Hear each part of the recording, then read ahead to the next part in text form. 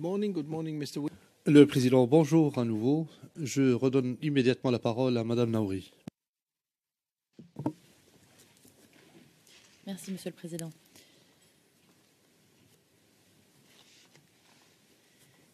Alors, Monsieur le témoin, pourquoi votre fille n'a pas été transportée à l'hôpital à Bobo Sud?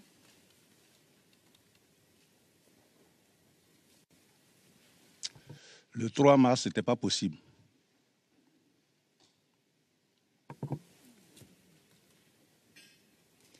Est-ce que vous saviez que d'autres corps ont été transportés à Bobo Sud ce jour-là? On m'a expliqué qu'il y a 5 corps, ça c'est en tant que président, qu'il y a 5 corps qui ont été transportés à Bobo Sud, mais la suite, vous la connaissez.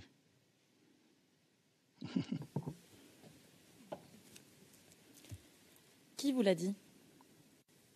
Mon chargé de communication qui était ce jour-là à Bobo Sud, qui allait avec les 5 corps. C'est ce qu'il m'a expliqué. Il m'a expliqué qu'il était là-bas avec les 5 corps, mais que ce n'était pas facile. D'accord. Oui.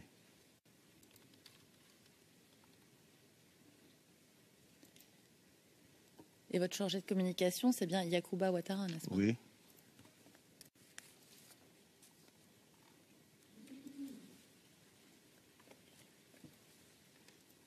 Alors, monsieur le témoin, quand vous arrivez chez vous, le corps de votre fille est déjà là, n'est-ce pas? Oui. Est-ce que vous pouvez nous dire ce que vous voyez?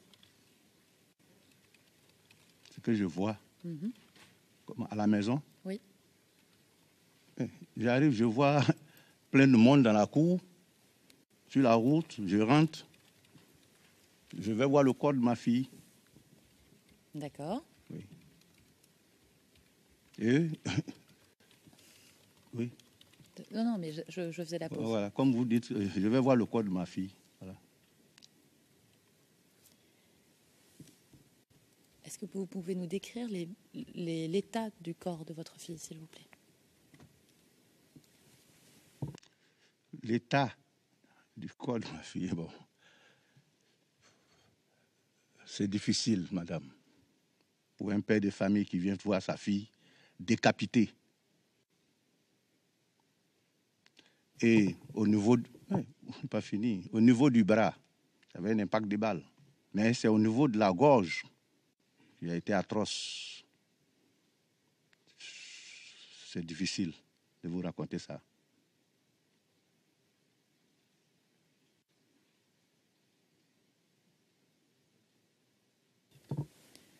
Donc elle a été décapitée, c'est ce que vous nous dites? L'impact, c'est au niveau de la gorge. D'accord. Monsieur le Président. Le président, est-ce qu'il est nécessaire de parler de tous ces détails? Non. Maître Massida, merci, monsieur le président. Témoin.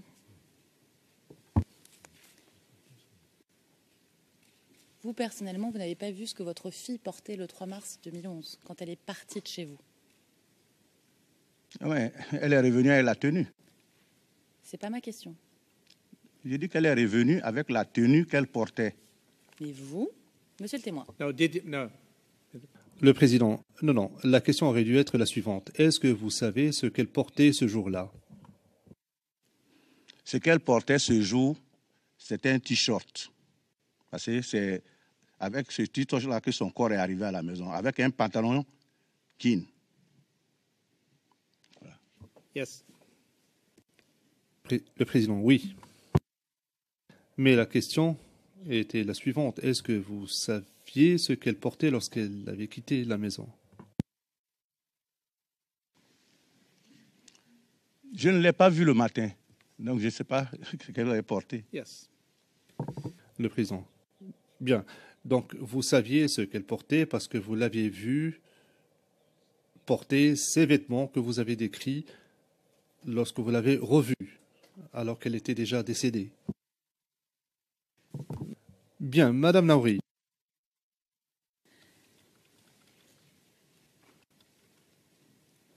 Alors, monsieur le témoin, qui est le photographe qui a pris les photos de votre fille ce jour-là? Et c'est mon voisin. Parce que à côté de moi, il y a un photographe.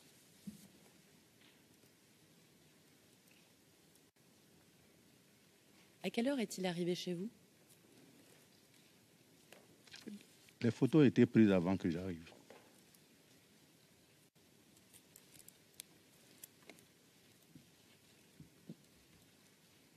Donc vous n'étiez pas là quand il a pris les photos? Non. Est-ce que vous savez qui l'a envoyé? Non, mais c'est mon voisin. Il fait partie de la famille. Ça l'a aussi choqué que moi. Donc, il avait besoin de prendre les photos pour... Parce que c'est mon photographe. C'est mon photographe.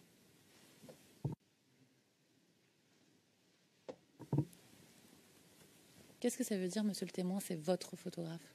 Oui, il fait la famille de tout le monde. Quand on a les baptêmes, les anniversaires, mais ce jour-là, c'était un deuil.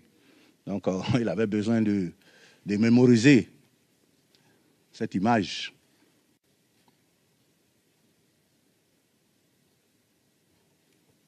D'accord. Est-ce que vous savez quel type d'appareil photo il a utilisé? Il en a plusieurs. Ce n'est pas un amateur, c'est un professionnel.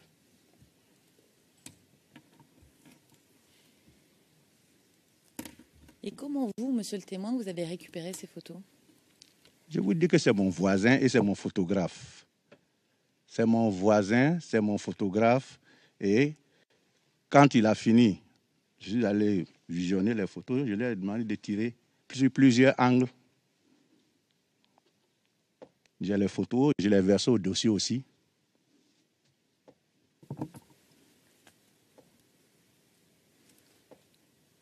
Exactement, monsieur le témoin. Ces photos sont versées au dossier. Donc nous, on veut comprendre comment vous les avez obtenues. Quand vous dites, je lui ai demandé de tirer. Oui, mais il a un ordinateur sur lequel j'ai visionné les photos.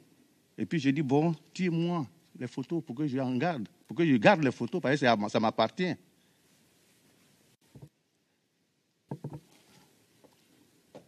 Quand avez-vous visionné ces photos sur son ordinateur?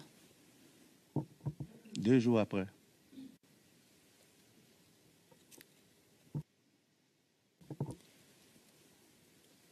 Est-ce qu'il les a tirées le jour même?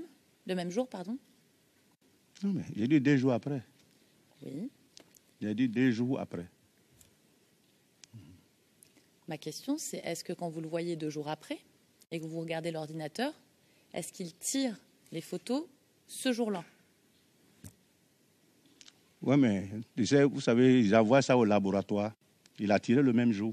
Il a fait partir son appareil au laboratoire pour tirer les photos.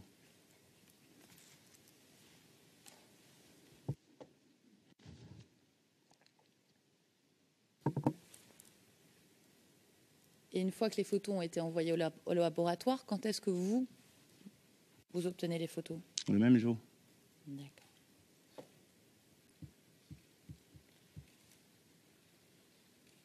Et vous obtenez que des versions papier, c'est ça? Vous dites? Vous n'obtenez que des versions papier des photos. Vous n'avez pas de version électronique de ces photos. C'est après, parce que moi-même, je ne maîtrise pas l'électronique. Hein. C'est après que j'ai eu une clé et puis j'ai enregistré sur ma clé. Sinon, c'est en papier que j'ai récupéré. Quand avez-vous récupéré cette clé? Cette clé, ça ne date pas d'un an. Hein. Je lui ai donné la clé pour qu'il puisse me mettre ça dans la clé. C'est tout. Il y a un an, c'est ce que vous dites? Il n'y a pas plus qu'un an.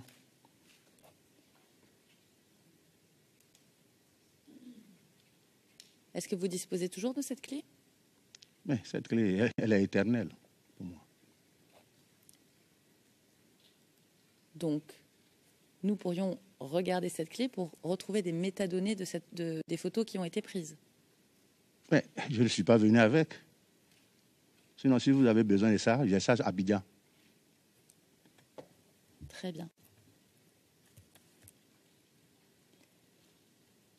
Et est-ce que vous avez dû payer pour obtenir ces photos? Oui. C'est un professionnel. Il vit de ça. Combien vous avez payé pour avoir ces photos? Non, une carte, ça coûte pas, ça coûte 1000. Président, franchement, combien? Important how much you paid? Est-ce que c'est important? Questionnement, Monsieur le Président. Vous voulez que je réponde à cette question? Oui, je veux bien. Oh, même si ça coûtait des millions, j'allais le payer. D'accord. Pour ma fille, j'aurais fait ça. Sinon, je l'ai payé à 1000 francs par carte. Très bien. Merci, Monsieur le témoin. Merci. Alors,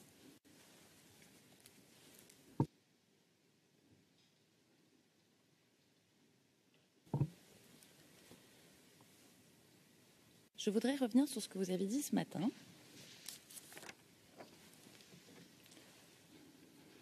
Et je vais vous lire les transcrits.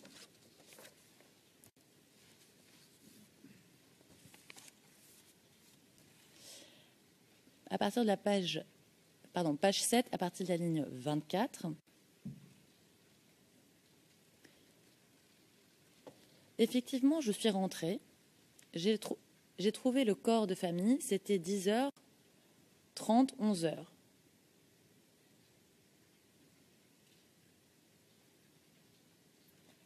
L'ajout j'ai entendu 13h30 après la prière de 13h30.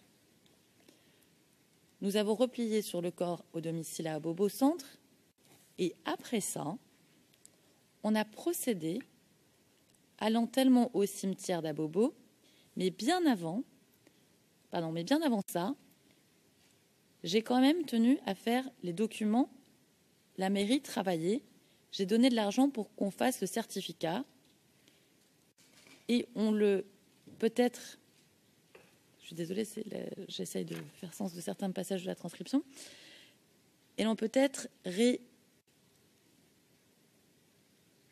après la prière, accord, je suppose que c'est à 13h30, au cimetière muni par Abobo, voilà. Fin de citation. Alors je voudrais qu'on revienne sur ça pour bien comprendre ce qui s'est passé. D'accord, monsieur le témoin? À quelle heure allez-vous à la mairie d'Abobo? Moi, je ne suis pas parti à la mairie d'Abobo. D'accord. Oui. Alors comment avez-vous obtenu le certificat d'inhumé dont vous parlez? J'ai envoyé mon petit frère. J'ai envoyé mon petit frère, Bamba Moussa, et M. Dosso Mamadou, qui est agent de mairie aussi, pour aller m'établir ces documents.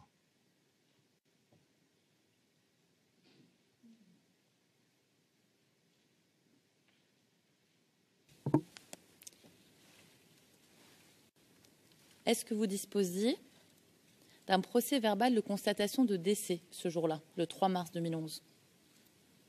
Le 3 mars. Mais on ne peut pas faire le certificat d'inhumé sans ce document. Moi, je n'étais pas là-bas, comme je vous l'ai dit.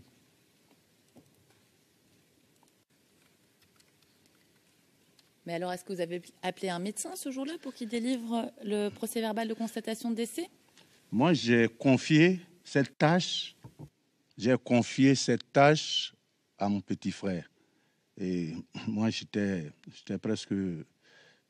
J'étais pas moi-même. Voilà. Mais vous, personnellement, vous ne vous rappelez pas avoir vu un médecin auprès du corps de votre fille ce jour-là? Non, ce n'est pas question de rappeler. J'ai dit que j'ai confié cette tâche à mon petit frère. Jusqu'au cimetière, c'est lui qui était chargé de tout.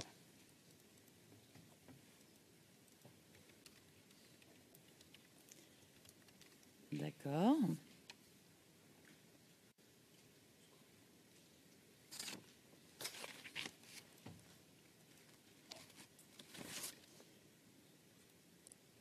Est-ce que votre petit frère vous a dit quel document on lui a demandé à la mairie ce jour-là?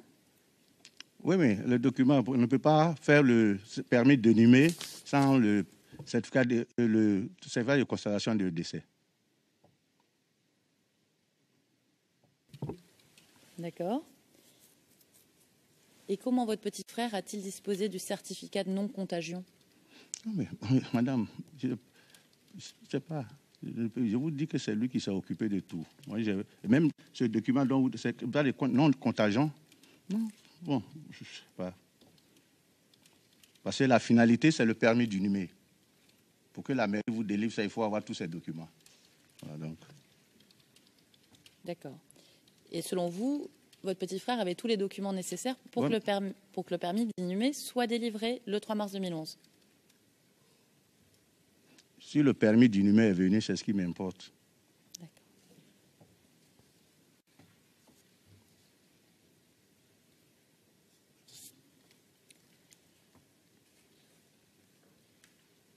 Et donc, selon vous, la mairie d'Abobo était ouverte le 3 mars 2011, c'est ça? Oui, ce n'était pas un jour férié, ça travaillait. C'était le jeudi. Moi, j'étais allé au travail, donc ça travaillait. D'accord.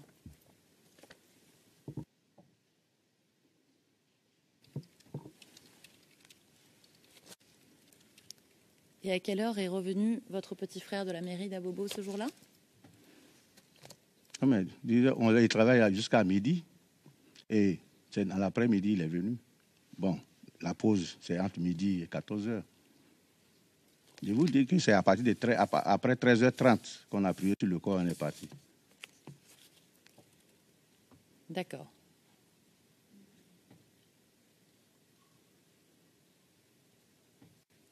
Et qui a organisé le transport du corps?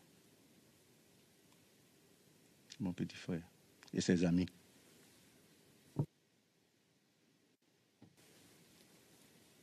Et combien de temps ça prend? Non, mais madame, je ne peux pas maîtriser ce temps. Je ne peux pas. Monsieur le témoin, vous étiez présent. Non, mais j'ai dit je ne peux pas maîtriser ce temps-là. De vous donner exactement le temps que ça a mis. Je ne vous demande pas exactement, mais 10 minutes, 20 minutes, Non. 1 heure? Je ne maîtrise pas ça. D'accord. How much time it took what? Combien de temps cela vous a pris? Est-ce que le transport ou quoi au juste? Organisé. Puis, je ne peux pas en dire plus. Alors, monsieur le témoin, à qui appartenait le véhicule dans lequel le corps a été transporté? Madame, je n'étais pas là-bas. Je sais qu'il y a un véhicule banalisé, mais c'est une communauté. On vit en communauté. Dans ces genres de cas, on n'a même pas besoin de savoir c'est pour qui. C'est l'Afrique. Maître Massida, Monsieur le Président. Maître Massida, allez-y. Maître Massida, Monsieur le Président, j'aimerais intervenir parce que le témoin a dit, au moins à 7 reprises, si je ne me trompe, qu'il n'était pas en état d'apprécier et de comprendre ce qui lui arrivait ce jour-là. Il n'était pas présent non plus lorsque tous les préparatifs, l'organisation avait été faite pour transporter le corps. Donc je ne comprends vraiment pas pourquoi on poursuit dans cette ligne de questions. Pourquoi est-ce que c'est important à ce stade? Le président, oui, j'avoue que moi non plus, je ne comprends pas cette ligne de série de questions. Je n'en comprends pas la pertinence non plus. Combien de temps cela a pris? Allez-y. Le témoignage doit nous apporter des éléments précis. On doit reconstituer ce qui s'est passé.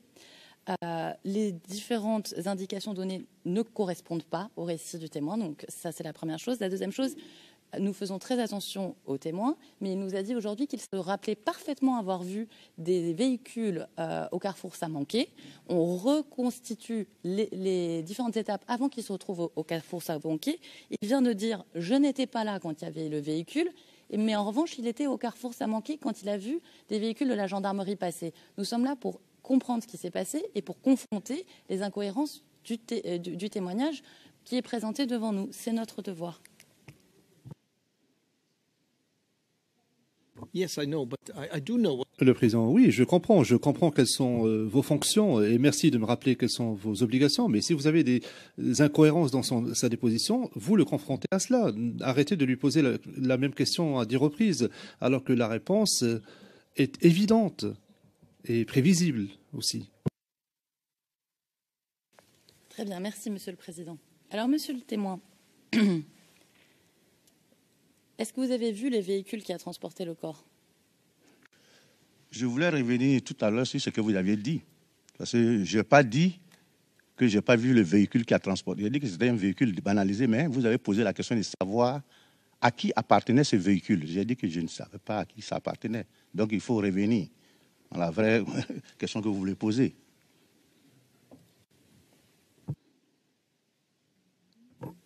D'accord, c'est très clair. Merci pour cette clarification. À quoi ressemblait ce véhicule?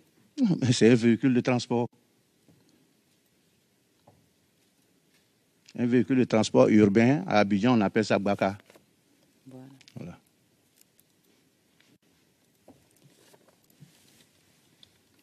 Et vous, personnellement, vous avez assisté au transport du corps de votre fille dans le véhicule, c'est ça? J'ai participé à la prière et au transport de la maison au véhicule. Et Très bien. voilà. Ça, c'est clair. Merci.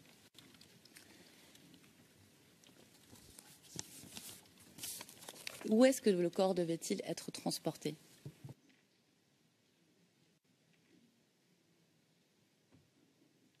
Où est-ce que le corps devait être transporté? Ah, mais c'est au cimetière.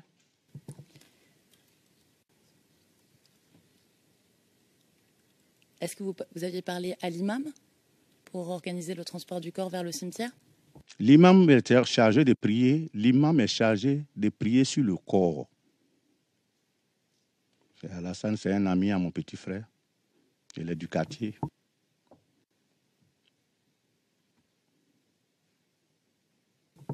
Est-ce que l'imam était chez vous à ce moment-là, le 3 mars 2011? On n'a pas prié à la mosquée. J'ai dit qu'on a prié chez moi, à domicile. Donc l'imam est chez moi.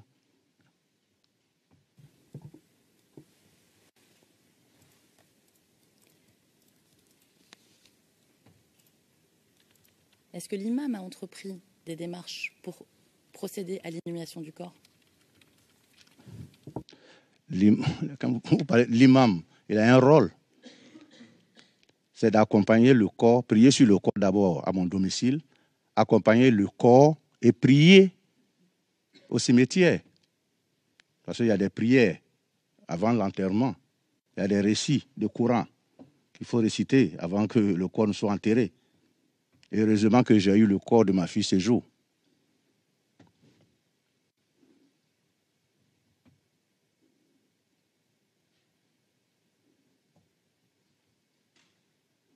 D'accord.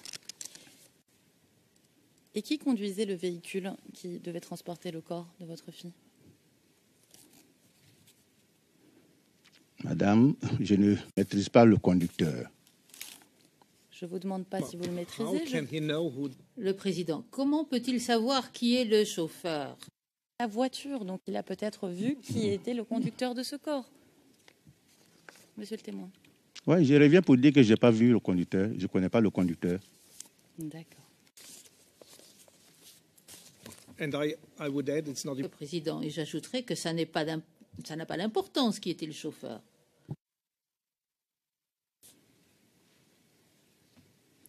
Alors, monsieur le témoin,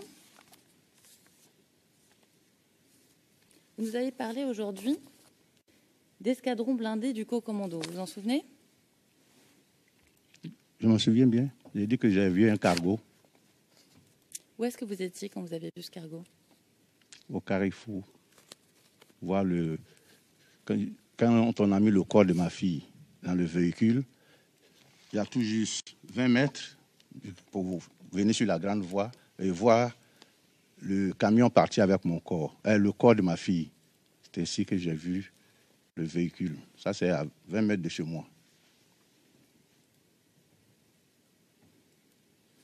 D'accord.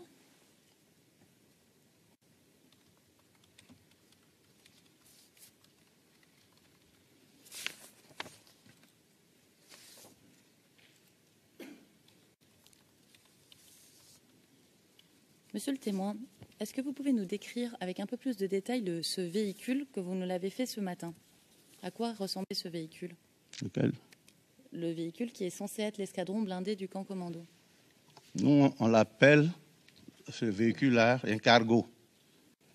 Un cargo militaire. Voilà. C'est comme ça on l'appelle, cargo. De quelle couleur, monsieur le témoin? Bleu.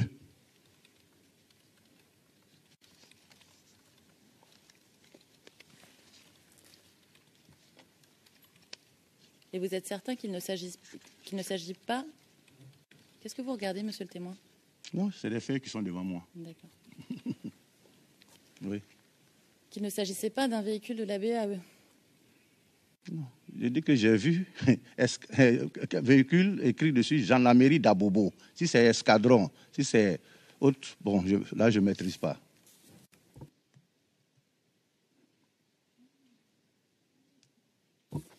Très bien. Alors... Et vous, monsieur le témoin, vous n'assistez pas à l'enterrement de votre fille, n'est-ce pas? Oui. Est-ce que l'imam vous tient au courant de ce qui se passe? Non, il n'a pas besoin de me tenir au courant. Il n'a pas besoin de me tenir au courant. Je sais que j'ai assisté à plusieurs enterrements.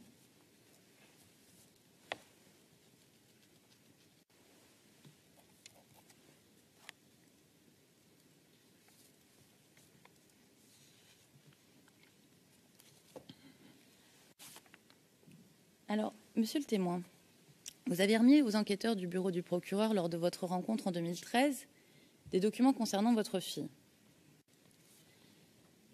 Mais vous n'aviez pas remis le certificat de décès de votre fille. Est-ce que vous disposez de ce document? Le certificat de décès a été versé au dossier.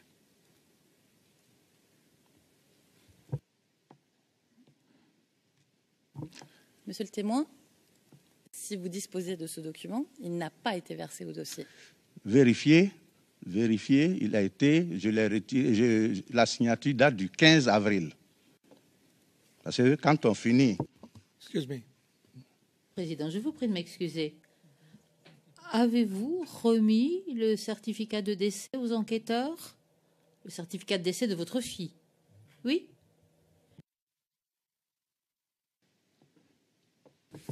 Merci, monsieur le président. Alors, monsieur le témoin, je vais vous montrer un document qui est un registre de décès, mais qui n'est pas un certificat de décès, registre de décès qui lui a été versé au dossier. Alors, il s'agit du document CIV-OTP-0039-0045. C'est un document qui va s'afficher sur votre écran, d'accord? OK.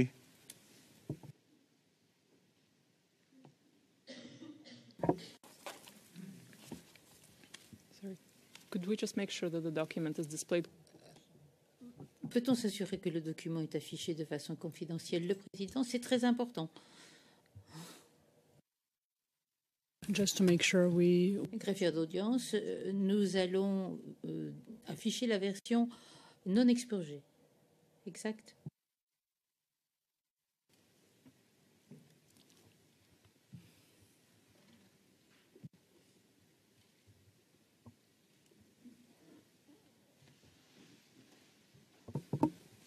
Est-ce que vous voyez le document, monsieur le témoin?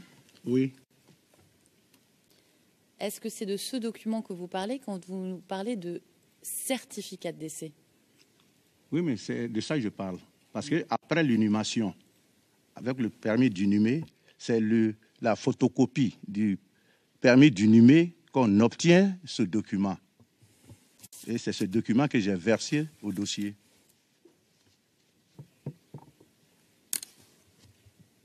D'accord. Et avant ce document, Oui. et avant le permis d'inhumer, vous ne disposez pas de document qui atteste du décès de votre fille?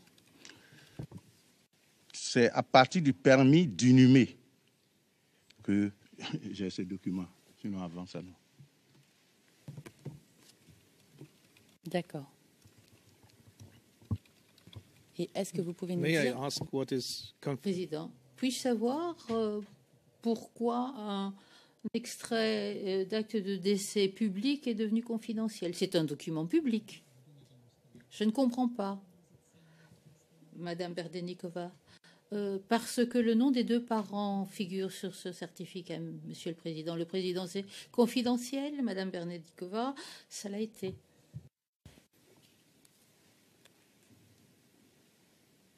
Et monsieur le témoin, quand est-ce que vous avez obtenu ce document, vous? Le 19 avril 2011. C'est vous qui vous êtes rendu à la mairie d'Abobo? Oui, pour ce document. D'accord.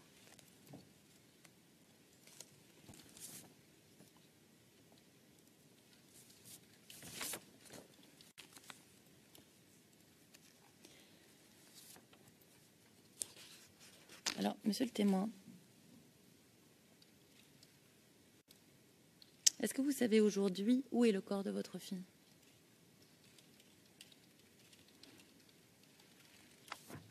Non. D'accord.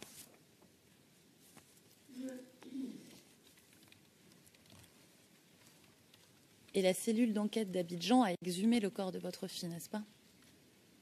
Je ne sais pas si c'est le corps de ma fille, mais seulement je les ai accompagnés au cimetière pour ça. Et j'ai signé un document les autorisant à l'exhumation du corps de ma fille.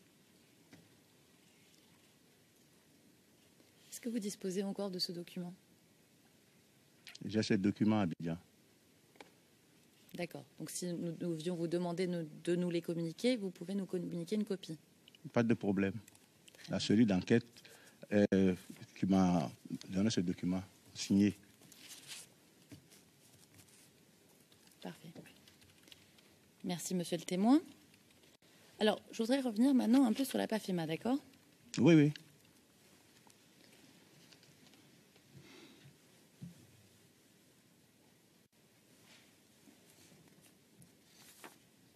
Alors, vous avez dit ce matin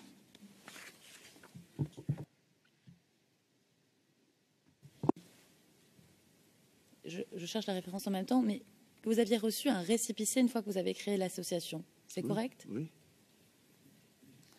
Vous disposez de ce récépissé? Ici, je ne peux pas emmener ici.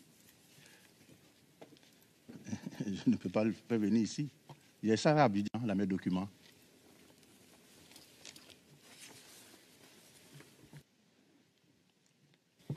C'était page 13. Juste pour le dossier, quand vous avez parlé du récépissé. Vous dites? Parlez de quel dossier? Le nôtre, ici. Je précise que c'était la page 13 que vous avez parlé de récépissé ce matin. Oui, j'ai dit que j'en ai reçu. Oui.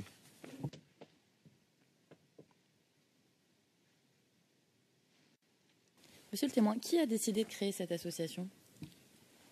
C'est moi.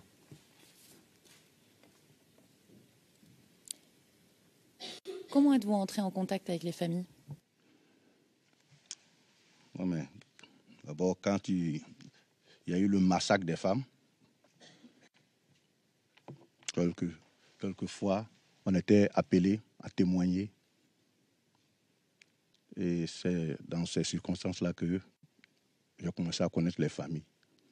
Nous sommes dans différents quartiers, on ne se connaissait pas au départ. Et par rapport aux invitations, aux cérémonies, bon, on nous appelle pour faire nos dépositions. C'est ainsi que nous sommes connus.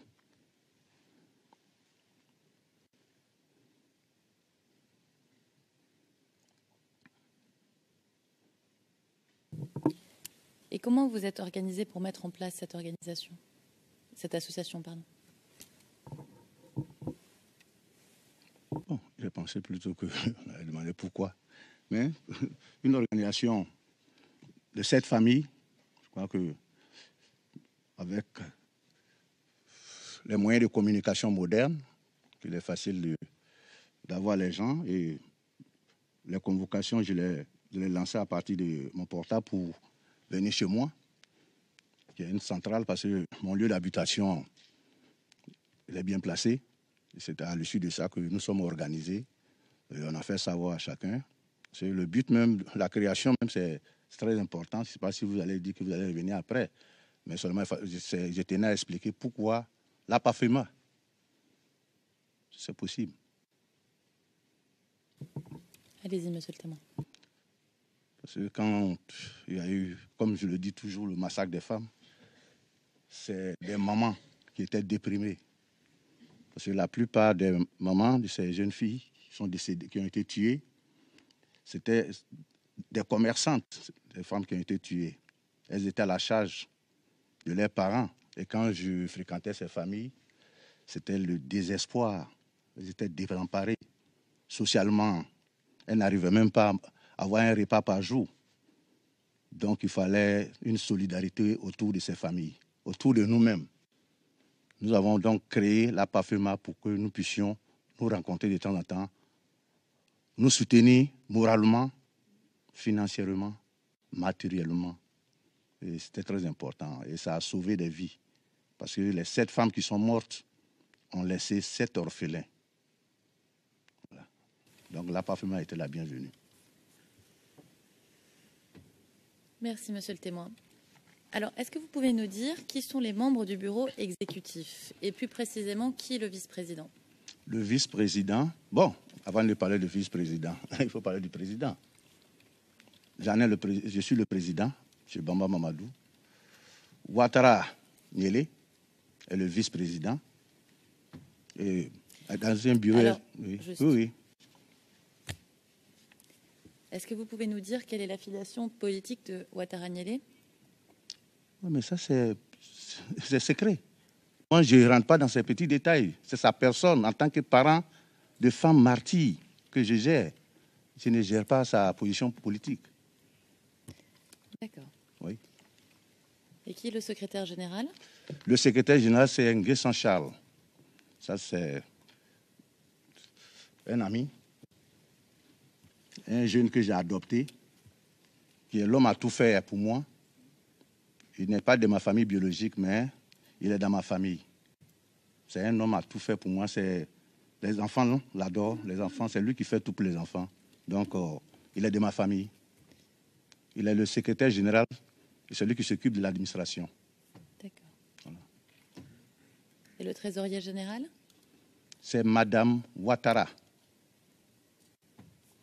Et malheureusement, nous ne gérons pas de fonds. D'accord.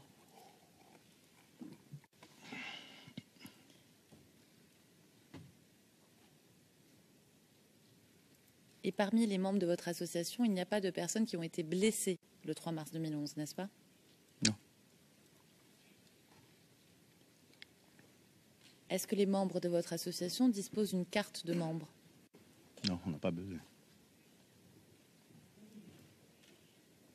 Est-ce que certains membres de votre association... Excuse me, do you mean... Le président, vous parlez d'une association, c'est la PAFEMA, mais ça n'existait, elle n'existait pas le 3 mars. Le président, pardon? Des membres de l'association sont des personnes qui ont été blessées le 3 mars 2011, tout simplement blessées. Et la réponse était non. Et ensuite, j'ai demandé si des membres de l'association, de manière générale, disposent d'une carte de membre de la PAFEMA, une fois qu'elle a été créée, bien évidemment. Bon. Yes, but... Le président, certes, mais les membres n'étaient pas des membres à l'époque, puisque l'association a été constituée plus tard. Donc ils n'ont pas pu être blessés puisqu'ils n'étaient pas membres. Il n'y avait pas d'association. Il y a eu des blessés le 3 mars 2011. Est-ce que ces personnes se sont manifestées auprès de la PAFEMA une fois qu'elle a été créée pour devenir membre de cette association? Bon, d'abord, vous avez parlé de carte. La carte correspond à l'identité des parents. C'est quand tu dis Bamba Tan, ça veut dire que c'est monsieur. Quand tu dis Bamba, comme mon nom, correspond au nom de ma fille. Et l'acte, l'extrait de naissance de ma fille porte mon nom. Donc, nous sommes 7 familles qui adhérent à la PAFEMA. Pas plus que ça.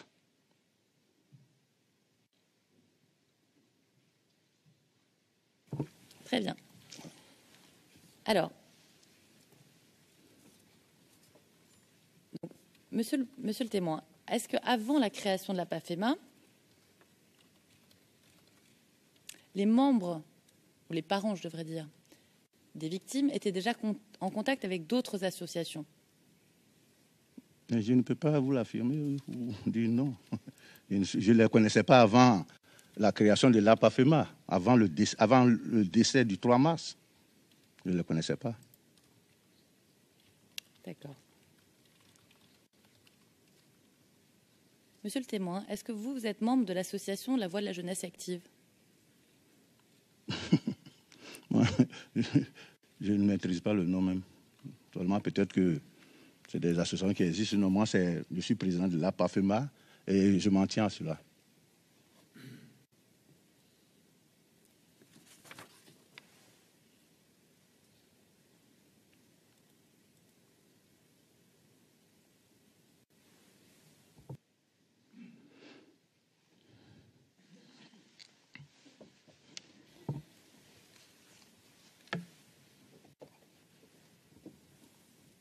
Monsieur le témoin, est-ce que Yacouba Tioté, ou un membre de la Voix de la jeunesse active, a organisé l'accueil d'une délégation du Golfe chez vous 3 jours après la marche? Je ne le connaissais pas avant ça, mais seulement je croisais Tioté après dans des cérémonies où on me l'a présenté pour dire qu'ils étaient à l'hôpital d'Abobo Sud le jour des tueries. Mais selon, je ne le connaissais pas avant ça. Puis, une délégation du Golfe. D'accord. Monsieur le Président, je demandais à ce qu'on passe brièvement en huis clos partiel, s'il vous plaît. Le Président, passons au huis clos partiel.